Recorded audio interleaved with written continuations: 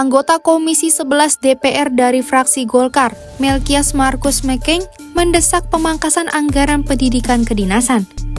Pernyataan itu disampaikan dalam rapat bersama Menteri Keuangan Sri Mulyani di gedung DPR Kamis 3 Juli 2025. Melki menyampaikan anggaran pendidikan kedinasan mencapai 104,5 triliun per tahun atau 39% dari total anggaran pendidikan di APBN.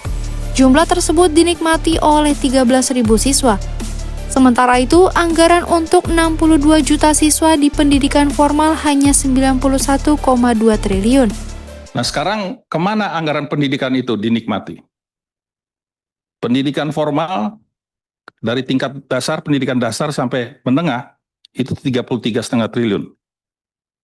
Pendidikan tinggi 57,7 triliun. Totalnya 91,2 triliun. Berapa orang yang menikmati itu 91,2 triliun? Itu totalnya kurang lebih 62 juta siswa dari SD sampai perguruan tinggi. Pendidikan kedinasan 104,5 triliun. Siapa yang menikmati itu? Dan itu berapa orang?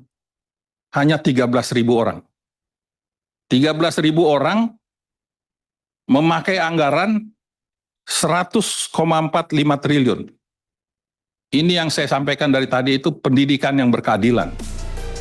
Melki mengungkapkan kesenjangan anggaran tersebut tidak seimbang dengan sasaran penerima.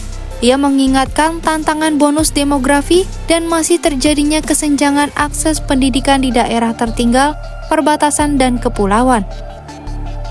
Melki juga menyoroti kondisi sekolah yang belum merata, guru dengan gaji terlambat, dan fasilitas terbatas di daerah terpencil.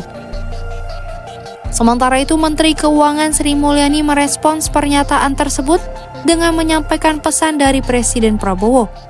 Untuk Pak Melki, terima kasih Bapak atas tadi yang sangat menyentuh saya.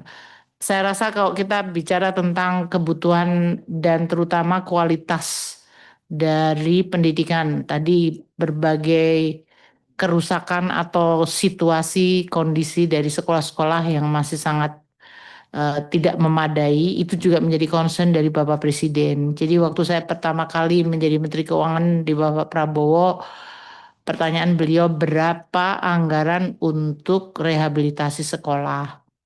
Dan saya sampaikan kepada beliau ada yang dibelanjakan melalui pemerintah daerah, ada yang melalui Menteri PUPR, ada yang dari Kementerian Agama langsung. Kemudian instruksi Bapak Presiden adalah karena beliau juga melihat tadi kalau Pak Kamrud menyampaikan, beliau mungkin Bapak dan Ibu sekalian lihat beberapa kali Pak Presiden menggunakan contoh ada sekolah yang dekat Hambalang yang beliau lihat ternyata sudah diperbaiki tapi tidak terdeliver dengan baik. Ada faktor kapasitas, ada faktor tata kelola.